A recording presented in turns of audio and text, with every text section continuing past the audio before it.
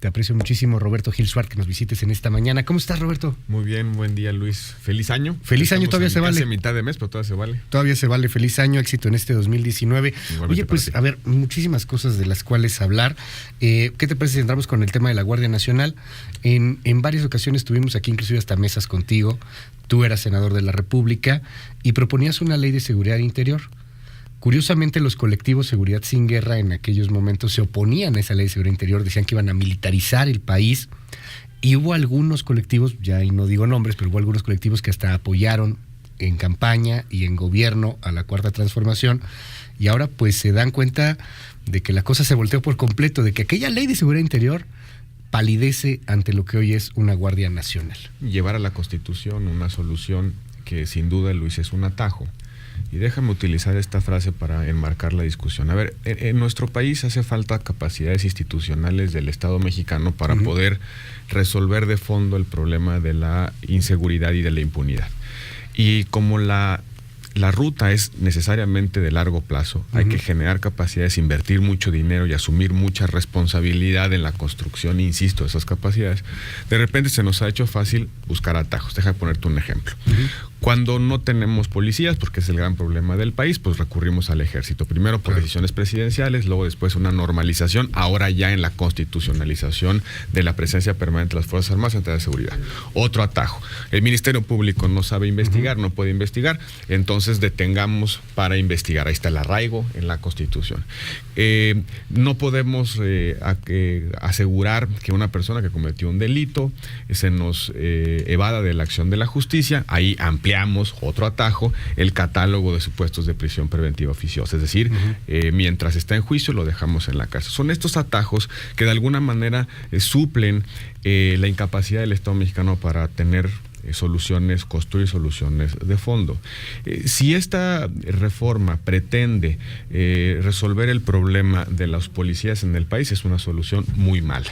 ¿Por qué? Porque lo que estás haciendo es llevando la fuerza militar a la tarea de seguridad pública. Si lo que pretende esta reforma es crear una corporación intermedia entre los policías y el ejército, como en España, como en Italia, como en Francia, también es una mala solución.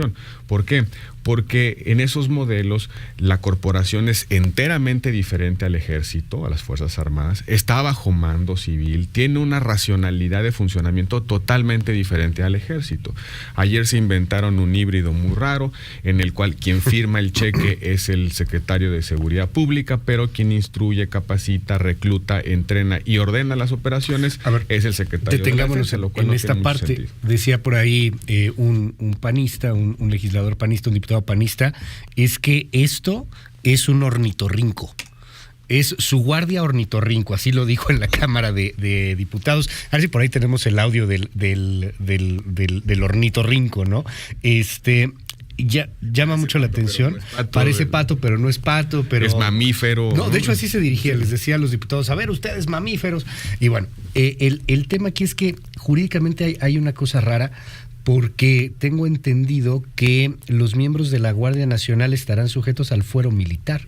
Entonces esos son militares. No, y además dice claramente en varias partes del dictamen de lo que se aprobó ayer, que siguen perteneciendo a la corporación militar. Lo dice claramente. Y además hay una cláusula por ahí perdida en un transitorio que establece que siguen estando en el ejército hasta en tanto se regule, es decir, se cree de manera completa la Guardia Nacional. Son militares, son los actuales batallones de policía militar y policía naval los que van a pasar a la nueva Guardia Nacional. Pero hay otro problema, Luis. Desaparece la Policía Federal. Si esto sale mal, si esta no es una solución de fondo para crear capacidades institucionales, reponer la solución probada, que es una corporación civil de policía federal, va a ser muy caro y muy difícil. Vamos a retroceder en muchos años. Hay soluciones, sí, sin duda, y las soluciones son de largo plazo. A veces las organizaciones de la sociedad civil se quedan viendo los políticos, es que estos no entienden. No, sí entienden. Lo que pasa es que están cruzados los incentivos de corto plazo, la necesidad de dar respuestas de corto plazo, con las inversiones de largo plazo. Y eso le ha hecho mucho daño al país. Es más fácil, más barato, más rápido poner militares en la calle que que crear policías. Claro. Es más fácil, más barato y más rápido constitucionalizar la actual presencia que crear tramos de responsabilidad en las que las corporaciones civiles se encarguen de lo suyo y excepcionalmente las Fuerzas Armadas puedan realizar algunas tareas cuando la realidad así lo exige. ¿Qué pasa con las víctimas, Roberto? Porque mucha gente nos dice al respecto. Las víctimas de secuestros, las víctimas que han perdido a sus hijos, las víctimas que de pronto son desaparecidas, disueltas en ácido. Platicábamos ayer en que cómo se sentiría un papá que lo único que le queda a su hijo es un pedacito de diente, ¿no? Y que se lo han logrado identificar y él ya tuvo suerte porque muchos más no lo han logrado hacer. Y esto es lo que me llama la atención en el cambio de discurso. Estas víctimas siempre han pedido una solución lo más radical y lo más pronta posible. En su momento la Ley de Seguridad Interior les proponía algo y estas víctimas iban contra muchos activistas también, contra muchos colectivos y les decían, oigan, es que pues necesitamos tener al ejército, ¿por qué están ustedes satanizando al ejército? Y ahora pues estas víctimas están apoyando esta estrategia, pero pareciera que a largo plazo pues pudiera resultar contraproducente. Realmente, la alternativa, ¿cuál sería? No quieren ley de seguridad interior y bueno, pues esto parece una militarización. ¿Cuál sería la alternativa? La gente quiere resultados en el corto plazo. Uh-huh. Y de verdad, a veces en la desesperación de la inseguridad en muchas partes del país, estas discusiones son, te diría, hasta pues absolutamente, digamos, inexplicables para el grueso de la población. Uh-huh. ¿Por qué están discutiendo esas cosas? Lo que queremos es que en el corto plazo haya soluciones a los secuestros, al robo, a la extorsión. Se vuelven de alguna manera contrarias a lo que viven constantemente en muchas partes del país. Por supuesto que la solución de fondo de largo plazo es tener policías, pero para eso se necesita dinero y muchísima responsabilidad. Una discusión serena sobre la construcción, insisto, de capacidades institucionales, pero siempre el largo plazo está peleado con el corto. La gente quiere respuestas y hay que ser sensibles a esas necesidades. Por eso, de alguna manera, en la discusión de la Ley de Seguridad Interior, lo que reconocíamos es que en el corto plazo no podemos prescindir de las Fuerzas Armadas. Uh-huh. Pero ¿cómo vamos generando incentivos para que vayan regresando poco a poco a su tarea constitucional, a su tarea institucional, que es otra, muy distinta a la seguridad pública? Bueno, poniendo ciertos requisitos, uh-huh, ciertos procedimientos, tiempos específicos de actuación. No se logró, creo, un consenso, bueno, más bien no, uh-huh, se logró un consenso, tan es así que la Corte tuvo una solución en el sentido contrario a la Ley de Seguridad Interior, y hoy estamos en un supuesto todavía mucho más delicado, y es que ya estamos llevando la solución a nuestra máxima norma, a la Constitución. Para cambiarla es muy difícil, ya no hay otra forma de deshacer una decisión de esta naturaleza, a menos que vayamos a una contrarreforma, y esto es muy complejo. Ahora bien, yo tengo la percepción, Luis, de que esto nos va a llevar a una discusión internacional bastante complicada. ¿Por qué? Porque la Corte Interamericana de Derechos Humanos, la OEA, ha dicho reiteradamente que la utilización de las Fuerzas Armadas debe ser primero regulada, lo que, uh-huh, quería hacer un poco la Ley de Seguridad Interior, pero debe ser excepcional. La pregunta es si esta solución que aprobó la Cámara de los Diputados y que eventualmente discutirá el Senado encuadra en esa restricción de temporalidad y excepcionalidad de utilización de las Fuerzas Armadas. ¿Y cuál va a ser la reacción de la comunidad internacional?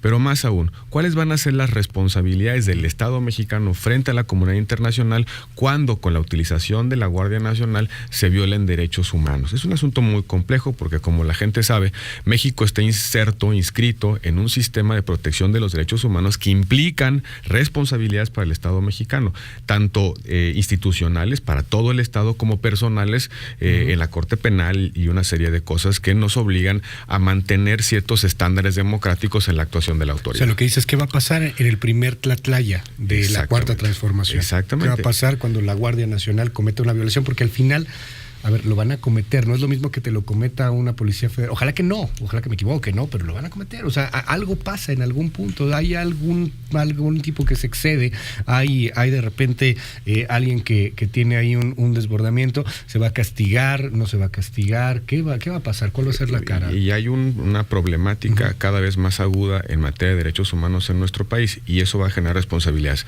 Déjame ponerlo en estos términos, Luis. Esta discusión es como la siguiente. siguiente. ¿Qué hacemos para sacar un tumor de un cuerpo? Por un lado, podemos utilizar el bisturí, unas policías, hacemos una pequeña incisión, abrimos la piel, abrimos el músculo, sacamos el tumor. Sí. O usamos una espada para sacar ese tumor. Los dos instrumentos cortan, ¿no? Abren la piel. Los dos instrumentos pueden ser eficaces para sacar el tumor. Nada más que uno te va a dejar una decisión muy pequeña que no se va a ver y otro te puede cortar el pie, o te puede cortar el torso, o te puede cortar el brazo. Las Fuerzas Armadas, por eso esta lógica excepcional, son la espada del Estado mexicano, por eso son la última racionalidad de intervención del Estado. No es la primera.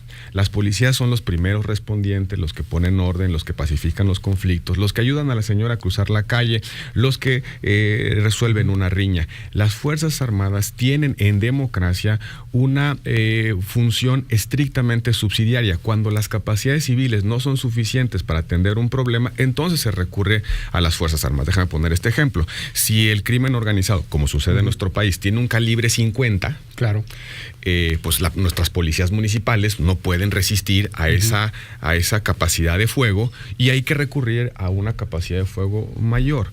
Esa es la racionalidad de esta discusión. Ahora, yo creo que nos equivocamos otra vez en el atajo.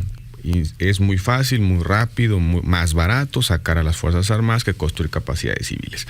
Y hay otra cosa que no se ha discutido, y ayer estuve muy atento de la discusión en la Cámara de Diputados y me pareció que pasó desapercibido. En realidad se está centralizando la función de seguridad pública en la Guardia Nacional. ¿Qué significa esto?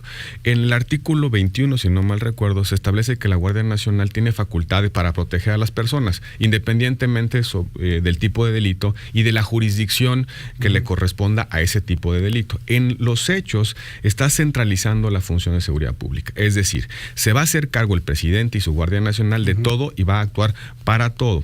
Esto puede generar una enorme distorsión porque en lugar de tener responsabilidades claras, estados, municipios, federación, de tal manera que el primer gobierno, el más próximo, el municipio y el estado sean los primeros respondientes, vas a tener a la Guardia Nacional resolviendo el robo casa habitación, el robo a transeúntes, el secuestro, el robo, la extorsión. Esto implica una centralización que desde mi perspectiva es inconveniente, no solamente por el arreglo federal, sino también porque va a echar a la hamaca a muchas autoridades locales.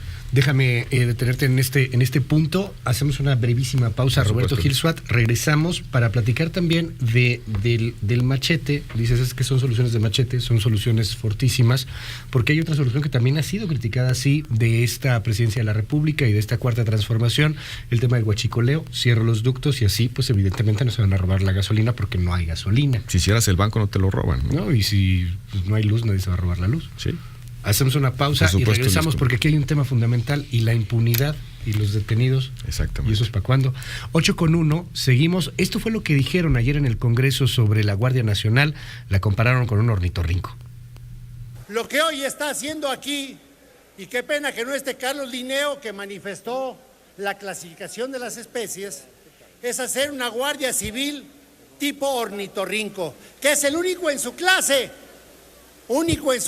mamífero con esas características.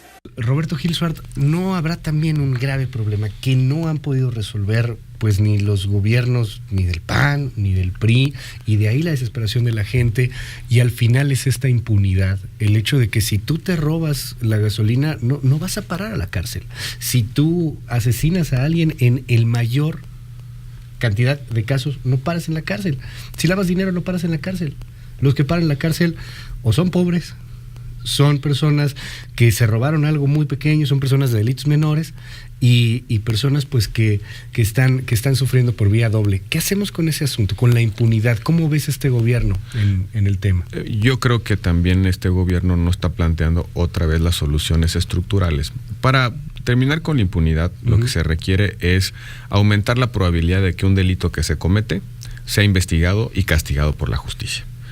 No es únicamente un problema de policías, sino un problema de investigación ministerial, de que lleves ante los jueces los casos, que lleves una investigación bien armada, que convenzas al juez de que esa persona cometió delitos. En la medida en la que la gente perciba que cometer un delito trae consecuencias, en esa medida se reduce la impunidad. No es solamente un problema de más policías en la calle, es un problema de capacidades institucionales para aumentar el riesgo de cometer un delito.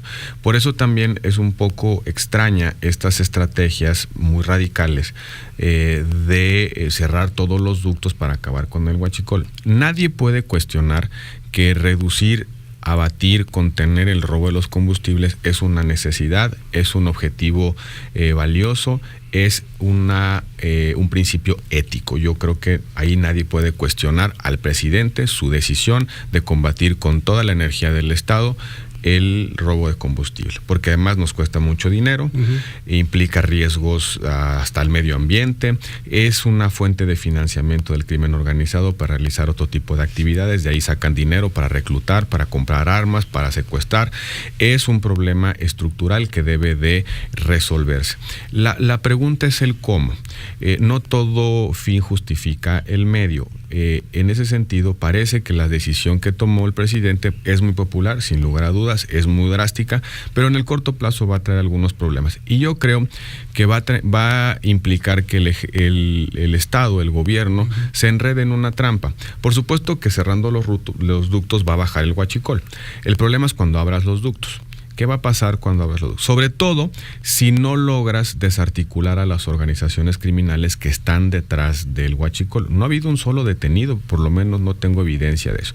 A ver, ¿cuáles son las redes que comercializan el combustible robado? ¿A poco nada más lo extraen de la pipa y se pierden en los pueblos? Yo creo que muy buena parte de esa gasolina está en los despachos habituales de la comercialización de la gasolina. ¿Dónde están esas redes? ¿Quiénes participan? Yo creo que ahí es donde debemos poner el acento.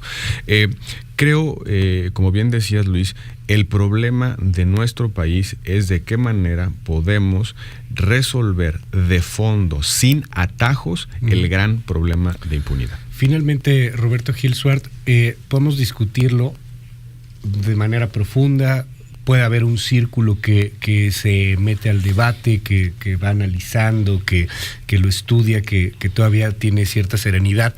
Pero hoy día estamos ante un México ultrapolarizado y un México que apoya de manera ciega todo lo que venga desde el gobierno, quizá porque viene de otro gobierno, pues que se ganó a pulso la desconfianza. Ante este México, ¿qué reflexión nos dejas ante esta popularidad brutal? O sea, la gente dice, claro que sí, tiene que cerrar los ductos. Oye, no hay sentido. No, tiene que cerrarlos, vamos a apoyarlo. Oye, los militares, tú decías que los militares no, sí, los militares, ¿por qué lo dice? Platicábamos con Nestora Salgado hace un ratito y ella dice, bueno, yo no voy a votar por la Guardia Nacional, pero hay que apoyar al presidente.